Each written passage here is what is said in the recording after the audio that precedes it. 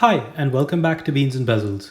Today we're going to be looking at the Vandaag Primus. Vandaag is a German microbrand, and they're relatively new to the market, but the team behind these watches are passionate watch enthusiasts, and they've been in the watch industry for more than 2 decades now.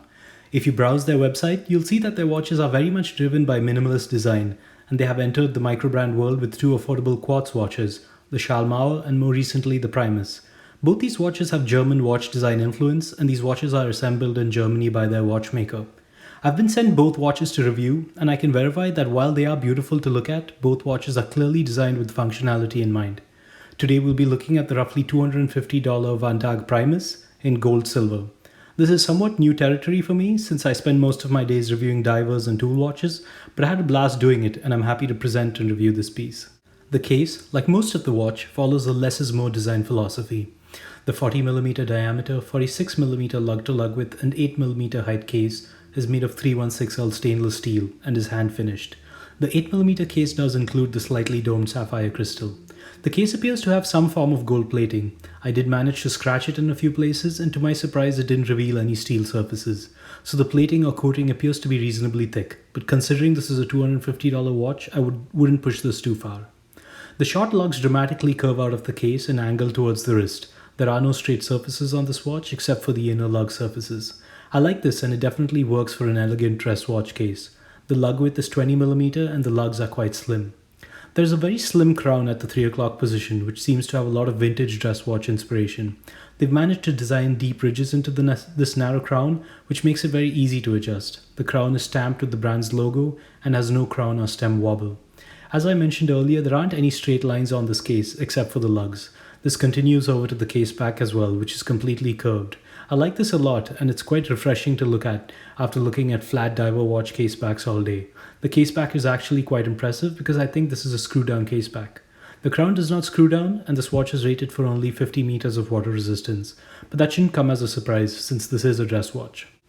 The dial on this watch is gorgeous. Both the design and execution are spot on. As with most dress watches, the dial is really where they must shine, and this watch definitely does. The base layer of the dial is off-white or beige and has a metallic finishing. I think this looks great with the all-gold hardware. The design is quite minimal and begins with a set of golden pips that serve as the outermost hour reference markers. The finishing on these is excellent, and I couldn't find any problems on them whatsoever. Moving inward, you then have a sequence of minute and seconds markers in the form of ticks. Each increment of 5 is marked by a larger tick and also an Arabic hour numeral. Apart from the golden pips, all the dial elements appear to be printed on the dial, and the quality of the printing is excellent. There is a well-integrated circular date window at the 6 o'clock position.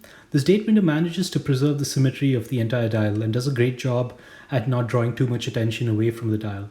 The dial wheel has a white background and black text. I would have liked to see a date wheel that matched the dial, either in color or finishing. I know that even a lot more expensive watches don't do this, but considering that the entire watch has a beautiful off-white and gold color palette, it seems like an off-white date wheel background might have suited it better. The hands are simple and well proportioned. They are color matched to the rest of the gold elements and are finished quite well. I also appreciate that the top of the seconds hand does not have an exposed stem or hole and has a polished cover instead. The minute and seconds hand extend up to their respective markers, with the seconds hand hovering just over the small ticks, making it very easy to read. Overall, the finishing on the dial is excellent for a $250 watch. There really isn't anything to complain about here. I didn't find any dust or rough surfaces, and the printing is great. Both the elegant design and impressive execution give some insight into the brand's attention to detail. I'm also well into my review of their Quartz chronograph, the Schalmauer, and I see the same level of finishing on that watch too. As you would expect, this 8mm thick dress watch that costs roughly $250 is powered by a Quartz movement.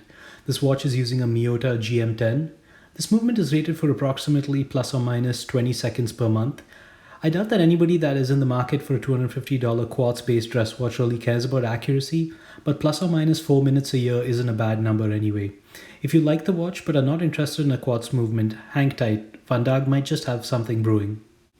The 40mm diameter and 46mm lug-to-lug width case is larger than your typical dress watch, but the short lugs and the slim case result in a very comfortable wrist experience. This watch wears comfortably on my 6¼ inch wrist and is shockingly light for someone like me who is used to hefty tool watches. It sits quite low on the wrist, as most dress watches do, and looks beautiful on the brown leather strap. You can also opt for a green leather strap or a black one. The straps are of good quality, don't need to be broken in, and have quick release pins for an easy swap. While I did get a chance to actually wear this to a fancy event, one that required me to clean up and wear a dress watch, I did wear it as my daily for about 5 consecutive days, and I have no complaints whatsoever. In fact, I could have gotten used to wearing a watch that felt like a feather and not a toolbox. But I returned to my precious automatics and purified my mind of these evil thoughts. To wrap up, I enjoyed wearing this watch and reviewing it. It isn't the type of watch I typically wear, so I appreciated the change of pace. The Primus has been well designed, and it has very good manufacturing and quality control to back it up. I don't expect this watch to resonate with a lot of Microbrand watch enthusiasts that typically follow my reviews, but if there's anything to take away from this, let it be this: Vandaag are worth keeping tabs on. They've got all the right ingredients: good design, good build, good finishing, and good prices. And once they enter the mechanical and automatic watch category, they will be sure to grab your attention. Also keep an eye out for my review of the Vandaag Schalmauer, which is their first release and a fantastic one too. Thanks for watching, and don't forget to read the full-length review in the link below.